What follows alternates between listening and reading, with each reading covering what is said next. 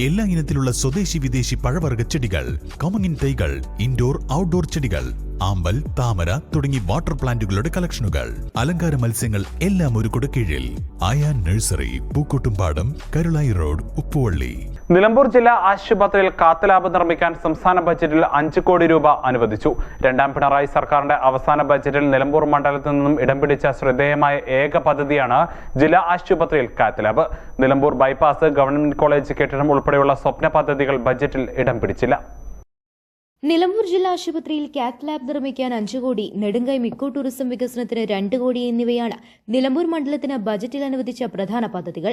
നിലമ്പൂർ നഗരസഭയിൽ മുമ്മുള്ളി കുടുംബാരോഗ്യ കേന്ദ്രത്തിന് കെട്ടിട നിർമ്മാണത്തിന് 3 കോടി അനുവദിച്ചിട്ടുണ്ട്. എടക്കര സബ് രജിസ്ട്രാർ ഓഫീസ് കെട്ടിട നിർമ്മാണത്തിന് 1 കോടി. നിലമ്പൂർ നഗരസഭയിൽ അമ്യൂണിറ്റി സെന്റർ നിർമ്മാണത്തിന് 50 ലക്ഷം. നിലമ്പൂർ നഗരസഭയിൽ ഹോമിയോ ആശുപത്രിക്ക് കെട്ടിട നിർമ്മാണത്തിന് 50 ലക്ഷം.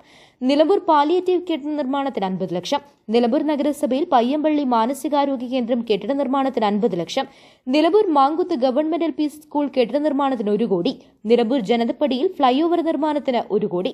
നിലമ്പൂർ നഗരസഭയിലെ ചന്തക്കുന്ന് ആസാദ് ഗ്രൗണ്ട് സ്റ്റേഡിയം നിർമ്മാണത്തിന് 1 കോടി എന്നിവയാണ് ബജറ്റിൽ ഇടം പിടിച്ച മറ്റ് പദ്ധതികൾ.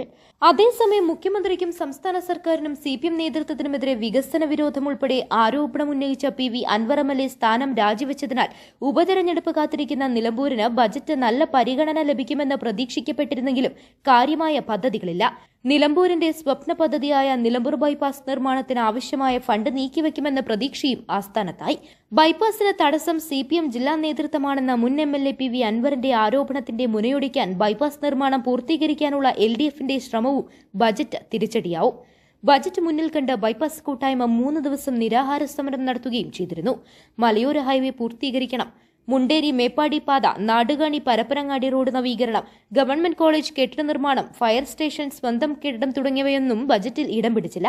എന്നാൽ ബജറ്റിൽ പ്രഖ്യാപിച്ച 16 കോടിയുടെ 11 പദ്ധതികളിൽ 9 പദ്ധതികളും നിലമ്പൂർ നഗരസഭയിലാണ്. നെടുങ്കൈ ഇക്കോ ടൂറിസം വികസനത്തിന് 2 കോടി, എടക്കര സബ് രജിസ്ട്രാർ ഓഫീസ് കെട്ടിട നിർമ്മാണത്തിന് 1 കോടി എന്നിവ മാത്രമാണ് നിലമ്പൂർ നഗരസഭയ്ക്ക് പുറത്തുള്ള പദ്ധതികൾ. News bureau, Nilambur. സ്വന്തം ഹൈസ്പീഡ് ഇന്റർനെറ്റ്, നമ്മുടെ സ്വന്തം ഇന്റർനെറ്റ്.